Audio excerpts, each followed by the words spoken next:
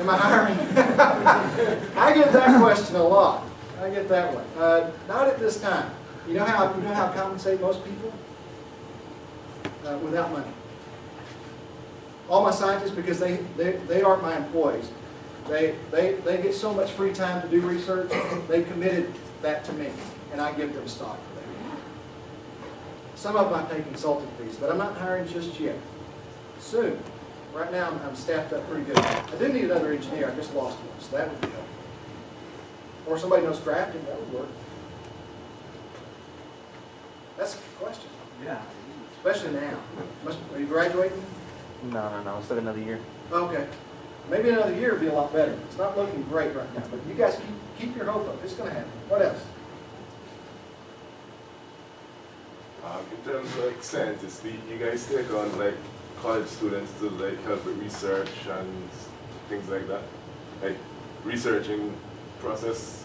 For example, with the E. coli and the curing, do you guys like take on students as interns per se? Do we pick on or review students?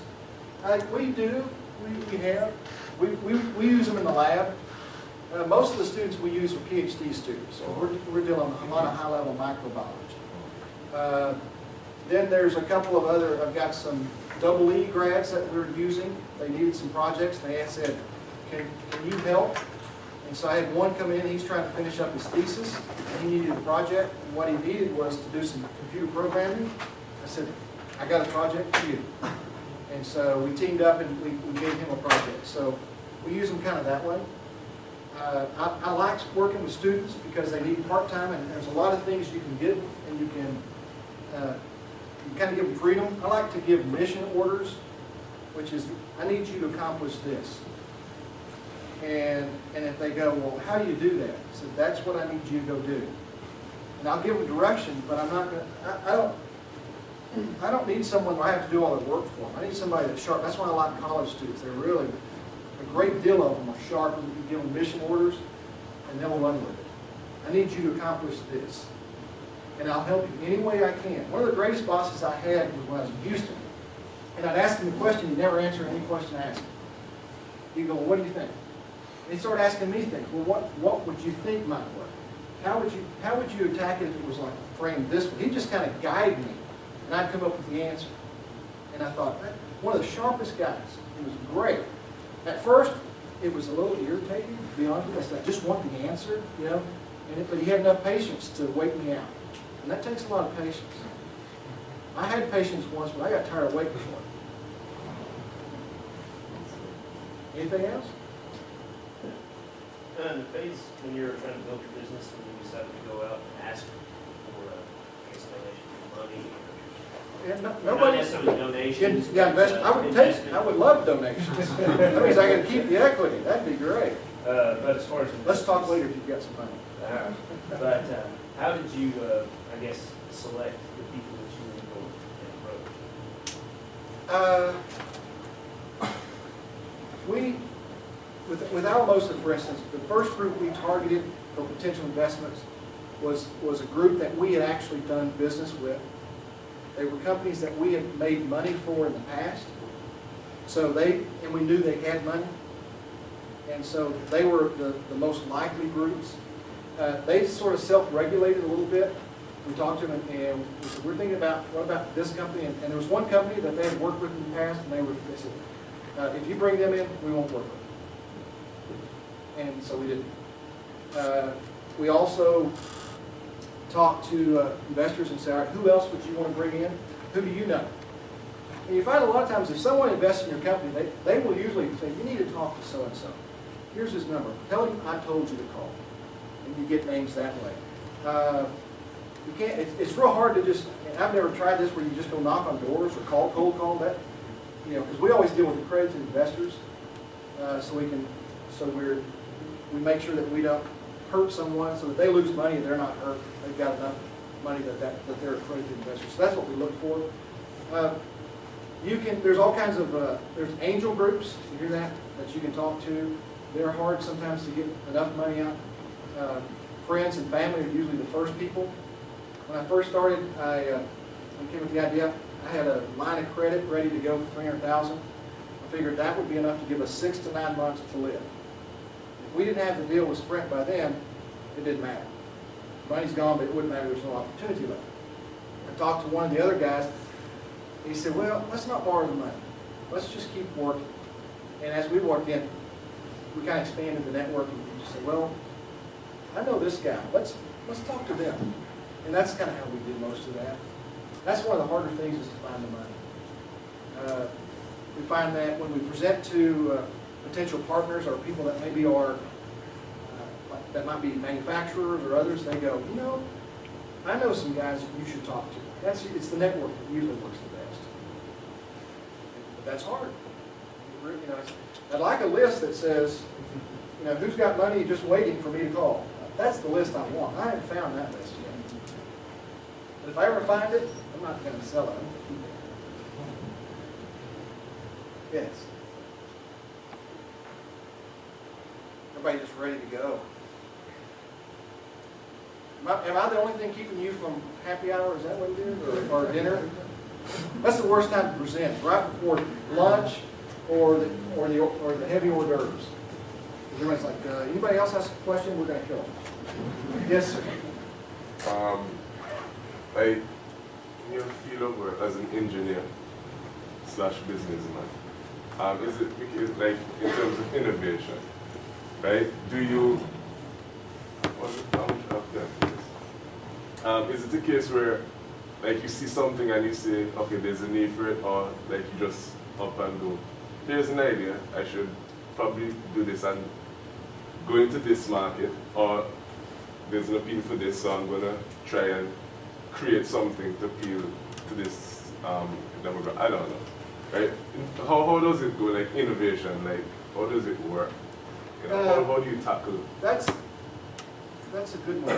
What you find, and I was talking to a gentleman once that was actually an entrepreneur, and he also studied it. So he's an academic and also did it, so it's kind of interesting. And as he kind of talked, he said that as you go through and you do the first one and then go towards the second, it becomes a process where you can't walk across the street without thinking of something.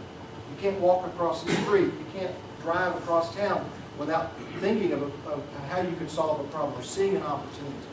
So part of it is just being aware of it. Part of it is recognizing that you're probably already doing it. You're probably already thinking of things. You know, if I could do this, or if someone could have this, if someone could have this product or this service, that would be a good market. So you look at those, and we get lots of them. I get a lot of phone calls. One of the guys that I hired is graduated college. He ran a lot of my books for me, paid the bills. He was one of the not an accountant, but he was just kind of one of the lower level clerks. Really nice guy. Called me, and I went and had coffee with him the other morning before work. And he had an idea. And he just said, how do you get through that? And so I kind of forced him on some deals. Yeah, that's a good idea.